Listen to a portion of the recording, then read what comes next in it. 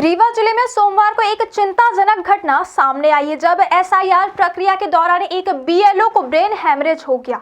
यह मामला रीवा जिले के पुष्पराज नगर का है, जहां पदस्थ सहायक शिक्षक विजय पांडे बीएलओ के तौर पर ड्यूटी कर रहे थे। घटना के समय उनकी हालत अचानक बिगड़ गई और उन्हें तत्काल रीवा ले जाकर अस्पताल में भर्ती कराया गया। वर्तमान में डॉक्टरों ने उनकी स्थिति स्थिर बताई है, लेकिन यह मामला प्रशासनिक दबाव और कर्मचारी स्वास्थ्य सुरक्षा की संवेदनशीलता पर गंभीर सवाल खड़े करता है। परिवार ने आरोप लगाया कि विजय पांडे कई दिनों से एसआईआर सर्वे में लगे हुए थे। इस दौरान उन्हें हल्का बुखार था और उनकी तबीयत लगातार कमजोर हो रही थी। बावजूद इसके नोडल अधिकारियों द्वारा लगातार काम पूरा करने का दबाव बनाया गया। परिजनों का कहना है कि अधिकारी न केवल उनकी बीमारी को नजरअंदाज कर रहे थे, बल्कि समय सीमा के नाम पर मानसिक तनाव भी उत्पन्न कर रहे थे। परिवार का आरोप है कि लगातार दबाव और शारीरिक कमजोरी के कारण उनकी तबीयत इतनी बिगड़ गई कि सिर में तेज दर्द हुआ और बेहोशी जैसी शिकायत उत्पन्न हो गई। विजय पांडे ने खुद इस मामले में जानकारी दी कि उनकी तबीयत गुरुवार की देर शाम से खराब थी। शुक्रवार और शनिवार को उन्हें तेज बुखार और शरीर में कमजोरी महसूस हो रही थी। इसके बावजूद उन्हें ड्यूटी पूरी करने के लिए मजबूर किया गया। रविवार को स्थिति और बिगड़ गई और सिर में अचानक तेज दर्द के साथ बेहोशी आ गई। तब परिवार ने तत्काल उन्हें अस्पताल में भर्ती कराया, जहां डॉक्टरों ने ब्रेन हैमरेज की पुष्टि की। यह घटना न केवल एक व्यक्तिगत स्वास्थ्य संकट है, बल्कि प्रशासनिक तंत्र में कर्मचारियों की भलाई और सुरक्षा सुनिश्चित करने की जिम्मेदारी पर भी सवाल उठाती है। परिवार ने नोडल अधिकारियों पर गंभीर आरोप लगाए हैं। उनका कहना है कि बीएलओ के हल्के बुखार की जानकारी अधिकारियों को पहले ही दे दी गई थी, फिर भी किसी भी हालत में काम पूरा करने का दबाव जारी रखा गया। परिजन का यह भी कहना है कि मानसिक दबाव और शारीरिक कमजोरी के कारण यह गंभीर स्वास्थ्य समस्या उत्पन्न हुई। उन्होंने प्रशासन और शिक्षा विभाग पर भी सवाल उठाए कि बीमारी की जानकारी के बाद भी राहत क्यों नहीं दी गई। यह मामला स्पष्ट करता है कि एसआईआर प्रक्रिया के दौरान कर्मचारियों पर बढ़ता दबाव उनके स्वास्थ्य और मानसिक स्थिति पर प्रतिकूल प्रभाव डाल सकता है। वहीं इस घटना ने प्रदेश भर में बीएलओ कर्मचारियों की स्थिति को उजागर कर दिया है।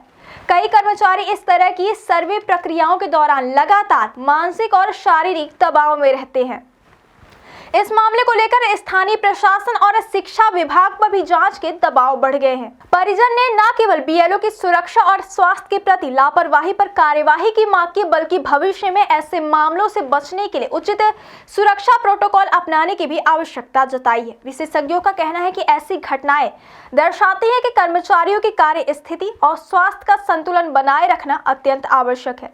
जब किसी कर्मचारी को बीमारी या कमजोरी के संकेत होते तो उसे तत्काल राहत और उचित चिकित्सा सहायता प्रदान करना न केवल मानवता की दृष्टि से, बल्कि प्रशासनिक जिम्मेदारी के तहत भी जरूरी है। इस घटना ने एसआईआर जैसी प्रक्रियाओं में कर्मचारियों की भलाई और उनकी सुरक्षा के महत्व को स्पष्ट कर दिया है। इस पूरे मामले ने प्रशासनिक तंत्र में सुधार की आवश्यकता को भी उजागर किया। नोडल अधिकारी और वरिष्ठ प्रशासनिक अधिकारियों को यह सुनिश्चित करना चाहिए कि किसी भी कर्मचारी के स्वास्थ्य और मानसिक स्थिति के खिलाफ काम का दबाव न डाला जाए। कर्मचारी की स्वास्थ्य सुरक्षा, मानसिक संतुलन और समय पर राहत प्रदान करना प्रशासनिक जिम्मेदारी का हिस्सा है।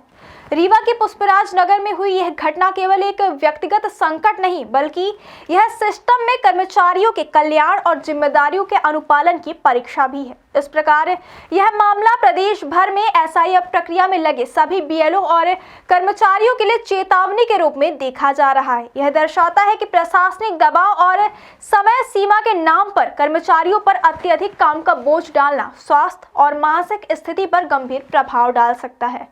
परिजन की मांग है कि जिम्मेदार अधिकारियों के खिलाफ उचित कार्यवाही की जाए और भविष्य में इस तरह की घटनाओं से बचने के लिए नोडल अधिकारी और प्रशासनिक तंत्र अधिक संवेदनशील और सतर्क रहें।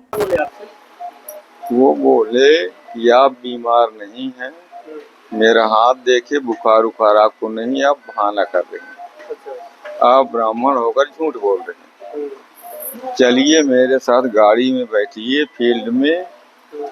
फिर मुझे ले गए फील्ड में, बोले आप फीडिंग कराइए। फिर ले आए तो मैं दिन में पूरा दिन फीडिंग करवाया। बोले हमको काम की प्रगति चाहिए नहीं, मैं सस्पेंड करा दूंगा। हाँ, पूरा दिन फीडिंग करवाए। मेरी तबीयत खराब थी परसों, बहुत ज़्यादा खराब। उनसे बताया हमने सवेरे ही फ़ोन करके, बोले काम का भी बहुत प्रेशर था। हाँ काम का प्रेशर था, बोले हमको रिजल्ट चाहिए। जिम्मेवार आप ही हैं। हमने कहा और लोग हैं। बोले आप शिकायत भर करते हैं, काम नहीं करते। हमने कहा हम ही ने काम किया परसों तक, आप बोल रहे हैं काम है नहीं किया।